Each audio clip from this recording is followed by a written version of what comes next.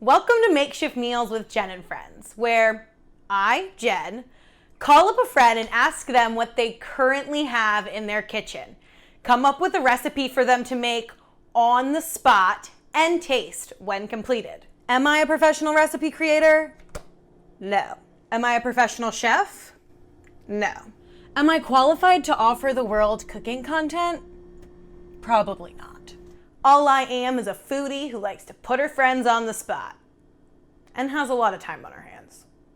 So here's to hoping these makeshift meals come out edible. Welcome into Makeshift Meals with Jenn and Friends. Our friend today is actually my cousin, Alyssa LaMonaca. Hey, Alyssa. Hey. I'm so excited to cook with you today. Do you want to show us what you have, what you want to use, a little peek at the kitchen? Sure. You can see it's a little bare. Have not been to the grocery store yet. We have some apples and carrots and some milk, eggs. That's kind of all that's in here. Butter. We have a ton of baking stuff though. Ooh. Kind of in the mood for maybe something baking. Like if we look under here, let's see, we've got flour, sugar, oil, chocolate chip cookies. I mean, we don't have much, so I'm not sure what you're thinking here today. Okay, well, you might test me a little bit because I'm not good at teaching people how to bake. But if you want to bake, there is a cookie that I have been dying to make. Okay. It's a unicorn cookie. So I have one question because you have most of the ingredients for the cookies, but do you have food coloring? Maybe. Let me check. We do. Yes. We have food coloring here. So the idea of these cookies is they're like a sugar cookie, but they're all like colorful and twisted, if that makes sense. All right. Sounds cool. So they look like a unicorn horn. Unicorn horn. Okay. But like they're still in a circle. Okay. Unicorn horn circle not really. sugar cookies. Let's get your flour. All-purpose Okay, flour let me see. works perfectly if you have that. That's flour, Cornstarch and baking powder. baking powder. I see cornmeal, but I don't think that's the same thing. What's a substitute for cornstarch? It's fine if we don't have it. We're doing good here. Do you want We're me to off ask to a really Alexa? good start. We're such bakers. Look at us. This. Okay, we'll skip the cornstarch. Okay. I know we need salt, butter, sugar, Okay. because we're making sugar cookies, sense. Sugar cookies. eggs, Okay. How many eggs are we going to need? 2. Do you have a vanilla or almond extract? I do. Vanilla extract. Do you have vegetable oil? I think I got everything laid out here. We are on this. We are bakers. Nice. Okay. So, do you have a mixing bowl? I do. Do we want a big one, medium? What size are we thinking here? Let's do a big one just to be safe. Okay. Are we going to need multiple mixing bowls or just one giant one?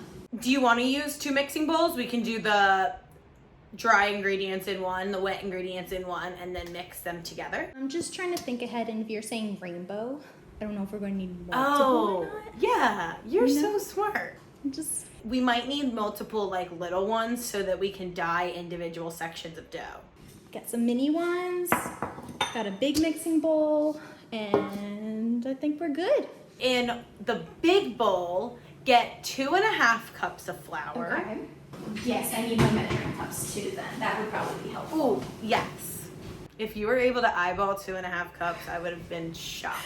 I was gonna fake it and try to just be really impressive, but then I figured I kind of want these to be edible, so. 2.5.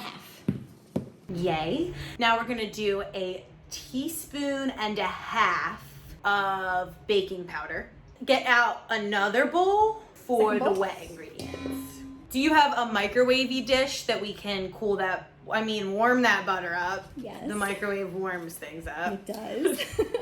It doesn't have to be liquid, just make sure you can mush it a little Okay. bit, unless it's already room temperature. It is not room temperature. So how much butter are we going to need? A half a cup. Yes. into the bowl and then microwave. Do you have a like hand whisk or a electric mixer or anything like that? I do have an electric mixer.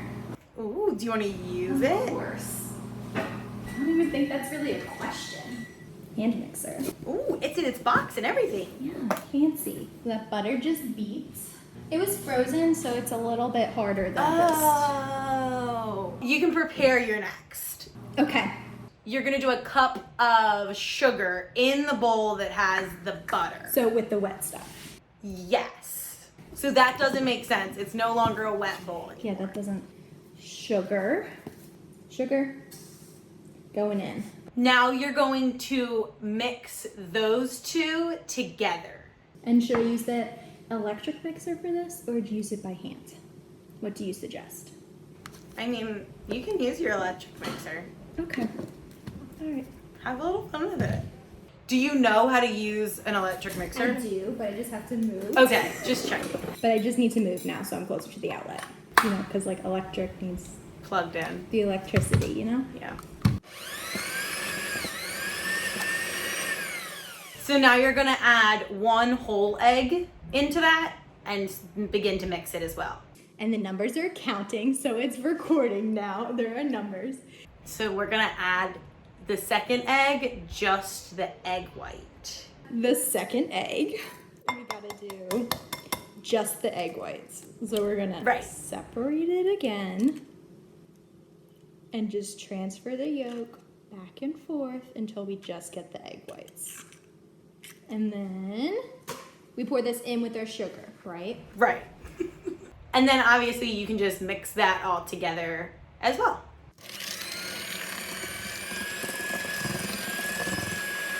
What's next? Oh, we have not added the vanilla extract. So we add the vanilla in with the sugar? Yes. Okay, how much vanilla do we need? 2 teaspoons. Is that a lot? I feel like that sounds like a lot. All right, vanilla is added in. Lastly, we are mixing the dry ingredients into the wet ingredients bowl. Should we do this one by hand or still with the electric mixer? You can do it with the electric mixer, but if you do it with the electric mixer, don't dump the whole thing in first. Kind of just add a little bit at a time. Okay. Or it might ploof. I have a good habit of like getting covered in flour when I'm baking. You can do that today. That would really be good content. Not let that happen. Little bits of flour in.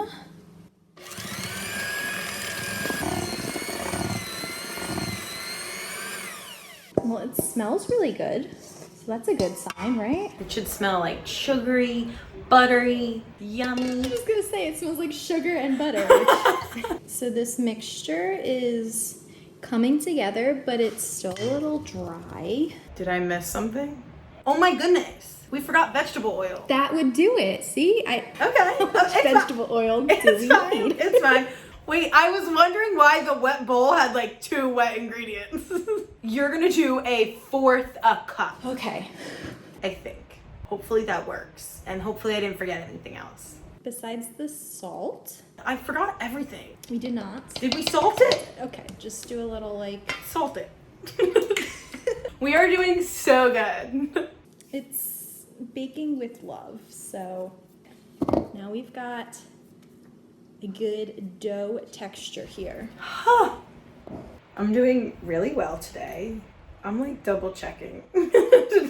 I think we have everything. Okay. Now, let's preheat your oven to 350. And don't worry, we're not doing this too late because we still have to play with the food colors.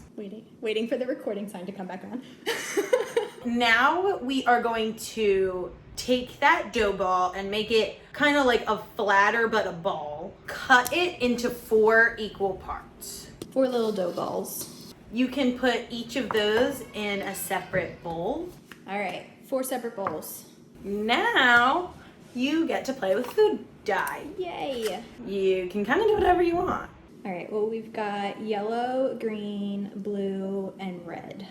We have to do some sort of like purple and Right, like which is red and blue. red and blue. Okay, see, I didn't know that, so that is why you are here. This box tells you how many squirts to get colors too. They just thought of everything. This is so great. So purple, we need 6 drops of red and 4 drops of blue. And then we want to do just a blue one. Sure. 1, 2. They have on the back raspberry. Oh. Which looks like a pinky color. Ooh.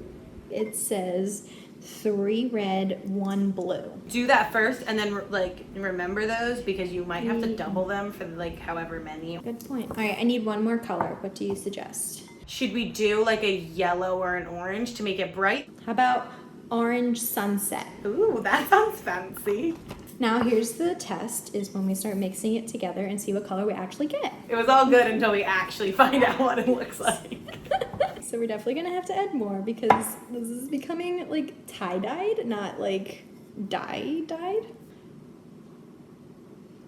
It's like, it's turning purple. So, I mean, I don't know if it's the prettiest, most appetizing purple color. If they all come out to that same like color. It's gonna be a gray cookie. But you know what? It will just be a black and white unicorn cookie. You might want to just double it up right away. Yeah, that's what. Or triple it for a yellow maybe. Okay, so this dye definitely looks orange. Orange. I love watching this. I just looked at that purple again.